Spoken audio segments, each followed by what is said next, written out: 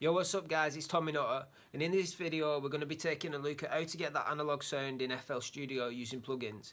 In particular, this video is going to go into using Waves NLS to do some summing.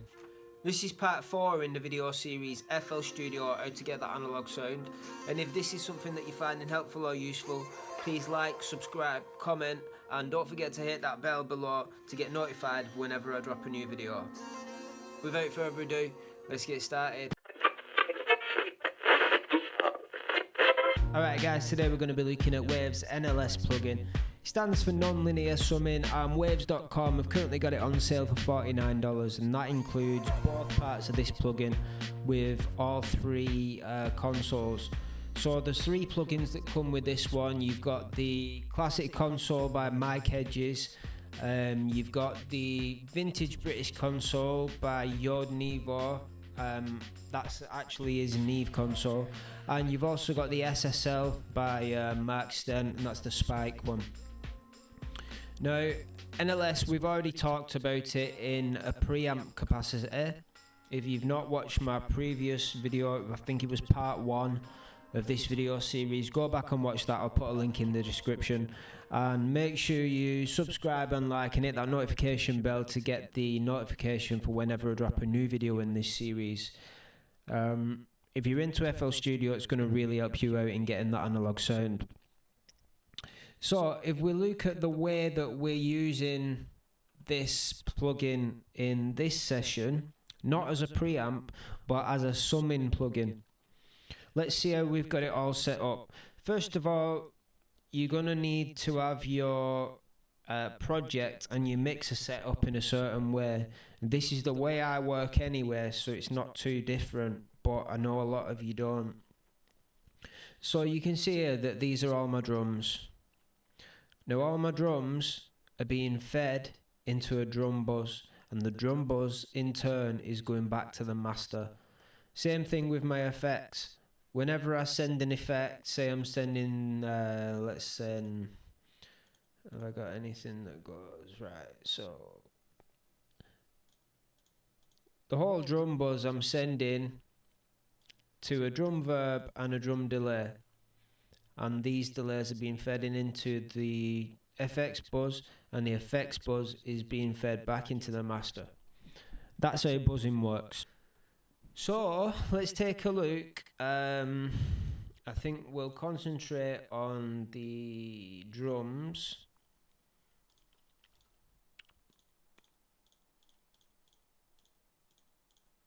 So in each buzz, you'll want to set it up with, in this capacity, using it as a summing plugin, you'll want to set it up with the NLS channel strip at the end of each buzz. So it's the last plugin in the list, and you'll want to allocate it to a VCA group. And then if you go to your master, the master is where you put the NLS buzz, and that's also got to be after all your other mix buzz processing, but before you master it. So in this case, all the drums are being fed into VCA group 5. We can drive it from here, we can control our volume from here, and we can change the console as a whole from this one.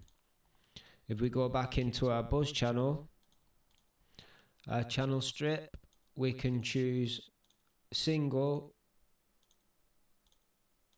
channel, or we can keep it all as the one that the drum buzz, the master buzz. You can also change it from stereo to dual mono. For instance, if I'm using this on a bass channel, I'll use it in dual mono. If I'm using it on vocals or anything else really, I'll use it in stereo. You can drive from this, and if you drive, that same amount of drive will be in each console emulation that you swap. You can use a mic preamp with it to drive it in a different way, or you can stick to the line preamp.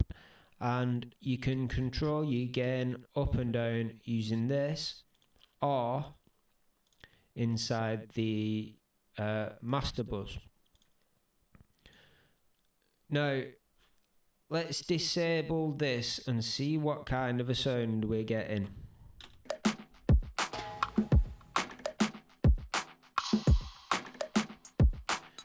So I'm going to turn on the buzz now.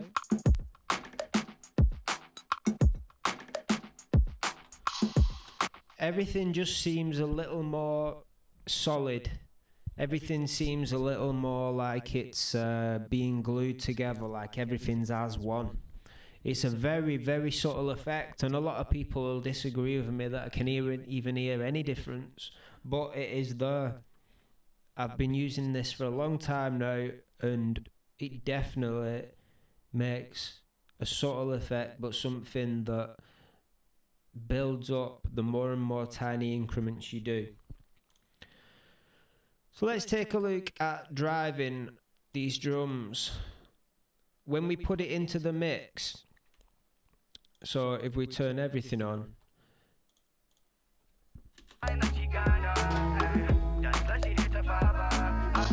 you might find that even though your mix is satisfactory, that you've got to a really comfortable mix, everything's sounding everything's sounding sick, right? But you feel like you can just push it a little bit further. You feel like there's more to be had out of it. It needs driving, it needs some excitement. So what you can do is you can drive it after the fact using these summing plugins. So let's go to our drum buzz again, and we'll open this.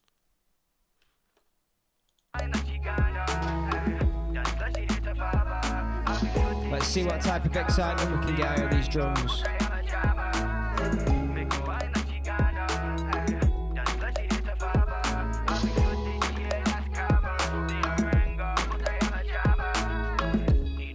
I mean, that's way too much, but let's take a listen to some different ones.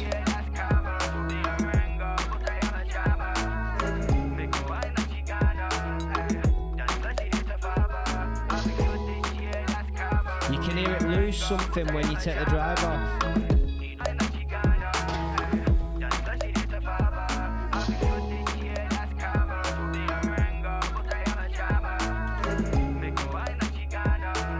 And of course you want everything in moderation, so light moves make a lot of difference. In that drum buzz you can hear it being driven, it mounts up, it's really nice. In the vocal buzz, for instance, let's take a listen to this.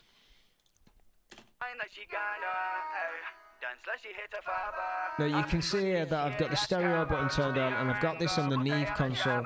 The Neve console, in my opinion, sounds a lot better for vocals than the others do. What we're going to do is drive this.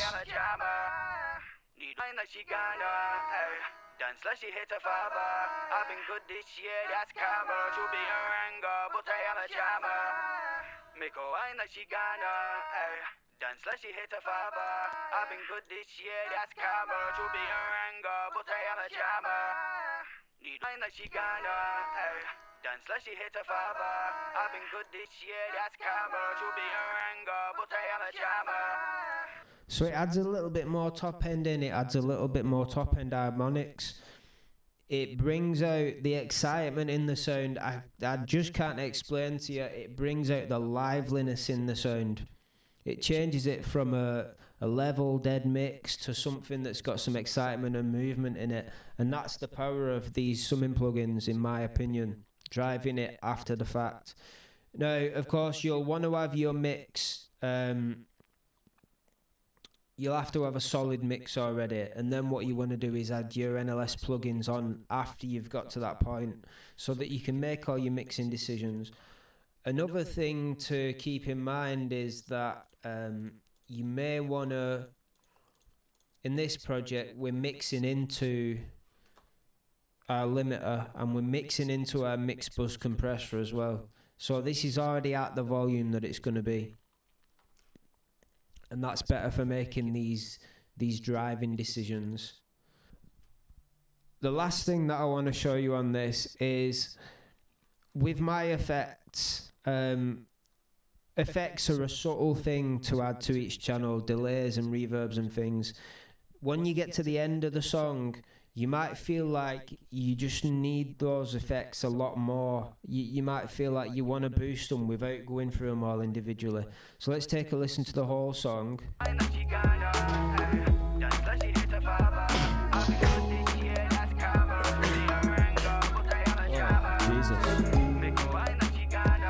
So if we go to our effects buzz,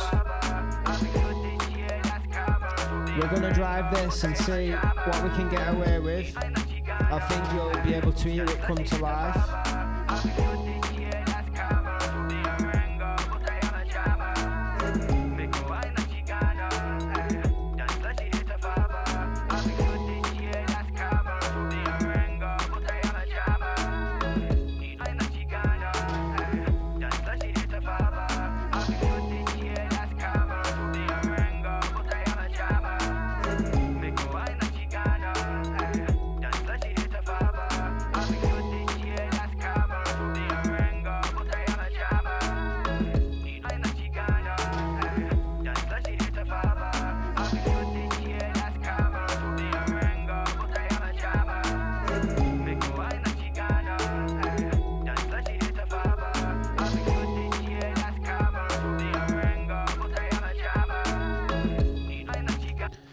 So we've added quite a lot there, a few different ways of driving it on different buzzes. Now let's just A/B all of that by disabling and enabling our Master Bus plugin version of it. This is without. And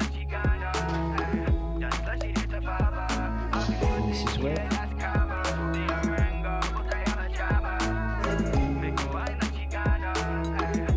Without.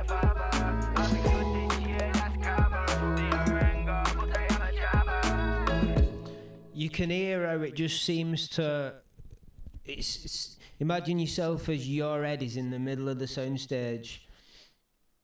Now your head, without this NLS buzz on, your head's just looking at the soundstage, and you can see it all in front of you. This seems to bring you forward onto the stage and immerse all the sound around you. It seems to be something that can spread the mix as well as saturate the mix, and it really brings you into the music. Do you know what I mean?